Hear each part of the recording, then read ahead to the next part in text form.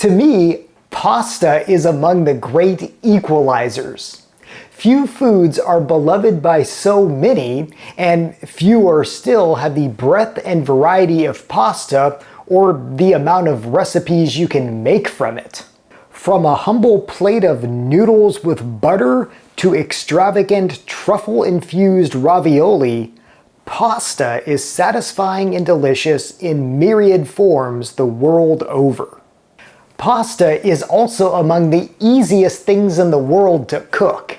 If you can boil water, literally, you can make pasta.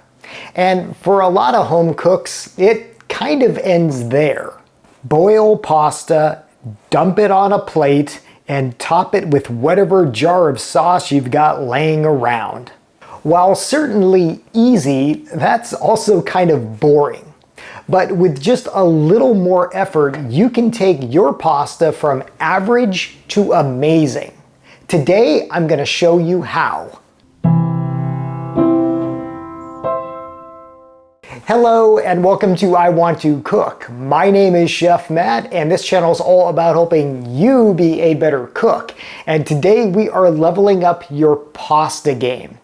Now, for this episode, we're gonna slightly narrow the world of noodles to pasta, the famous Italian cuisine that's beloved in America as much as it is around the world. And the tips I'll be sharing can work with most of the vast varieties of pasta, from fettuccine to farfalle, and with either fresh pasta or the more convenient and popular dried pasta found in boxes. For demonstration purposes in this video, I'll be using penny, but again, use what you have on hand. You'll also notice that I'm using gluten-free pasta, but of course these tips will work with standard wheat pasta as well. Now, as I said in that intro, even the most inexperienced cook can make pasta. Plus, it's super cheap, super filling, and well, it reheats well for leftovers the next day. Back in my college days, I had a buddy who would simply boil some pasta and pour some sauce on it straight out of the can. He didn't even heat up the sauce. And yeah, that might have filled him up, but well, it was pretty basic, and even back then my heart kind of cried out a little bit because I knew it could be so much better. Now, no matter where your pasta making abilities lie, everything from merely boiling it and calling a day, or perhaps you're a seasoned home cook who has been making pasta for decades, I think there's always room for improvement. And that's where my 5 tips come along. Now, you don't have to use all 5 of these tips for your pasta. Try just 1 or 2 of these things and I guarantee that it's going to be better. But if you use all 5, well, your friends and family might just think it came from a restaurant. Now, it doesn't take much to make amazing pasta. First and foremost, you will need pasta, and it can be either the boxed or the fresh variety, and then really it can be any variety that you want, from spaghetti to fettuccine to penne to ravioli. This will work.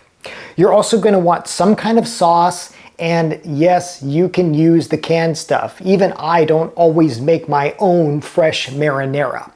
You'll also want some vegetables. I have some carrots here and some mushrooms. You'll want 2 types of cheeses if you really want to go overboard with this. I've got some Parmesan here in a box, and then I've got some fresh Parmesan here, the good stuff. And finally, fresh basil can really make your pasta pop. If you can grab some of this, it's going to be chef's kiss at the end. As for equipment, here again, you don't need much. First and foremost, you're going to need a pot, and you're also going to need a colander to drain the pasta. And if you can get both, great.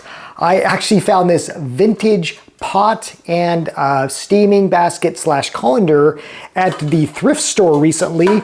It's this old Revereware pot. I absolutely love it. It's great for making pasta because it's got both of these things. I don't know, is this thing, what do you think, from the 70s, 80s? I love this thing. It's great, and I think it was all of like $7. You'll also want a saucepan to make the sauce in, and this is a saucier, and if you didn't see my episode on saucepan versus saucier, definitely worth watching. I'll put a link to it in the description below, but any saucepan will work. You're gonna want about a 3-quart one. And this is another pot that I found at the thrift store. This is a nice Calphalon saucier. I think $9.99 for this one. Terrific deal. Okay, we've got our ingredients, we've got our pots. Here's how to bring your pasta from average to amazing. Fill your pot with water, and here's a quick tip. If you use hot water from the tap, it'll take less time to come to the boil on the stove. The first tip is one you may already know, and that's to add salt to the water. But what you may not realize is you're probably going to want to add more than you think. You want it to be like salt water so it helps infuse the pasta with flavor so it's not so bland.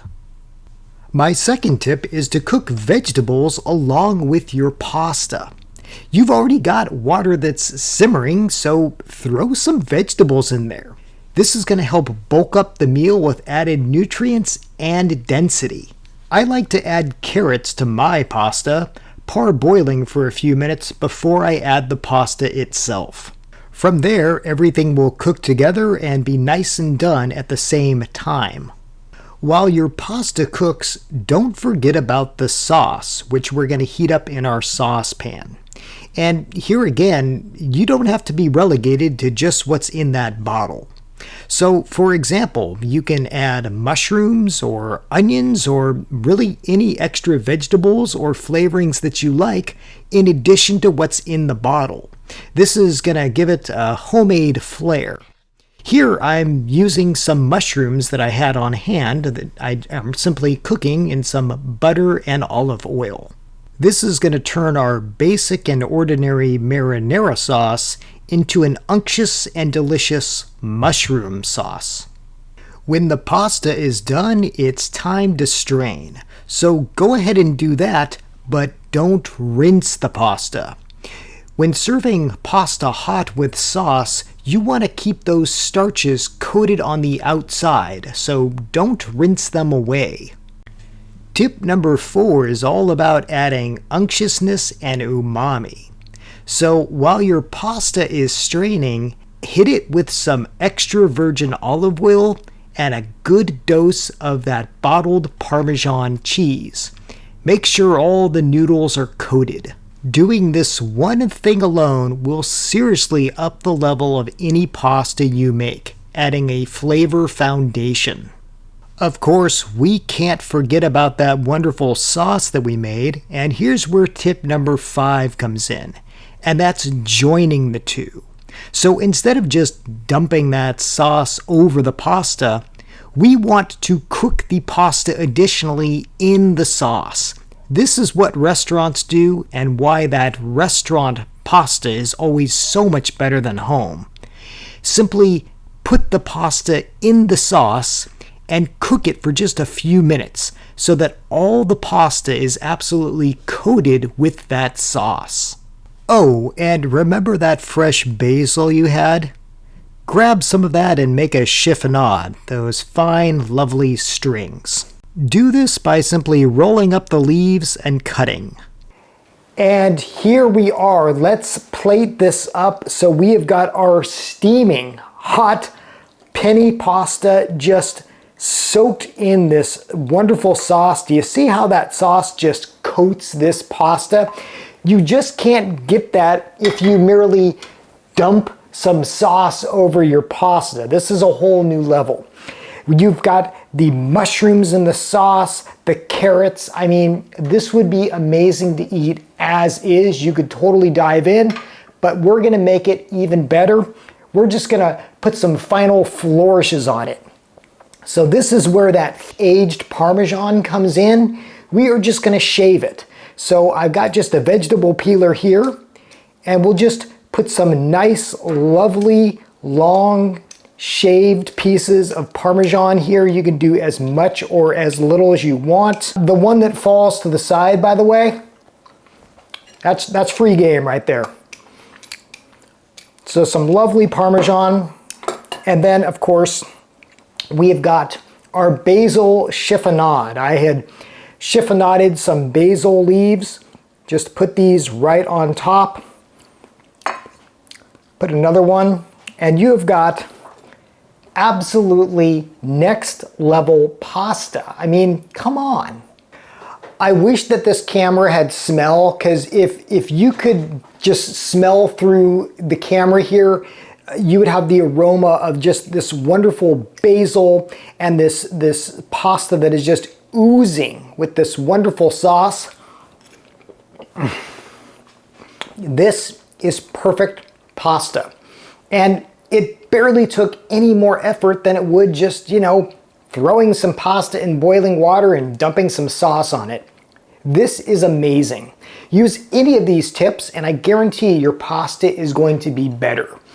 But now I want to hear from you.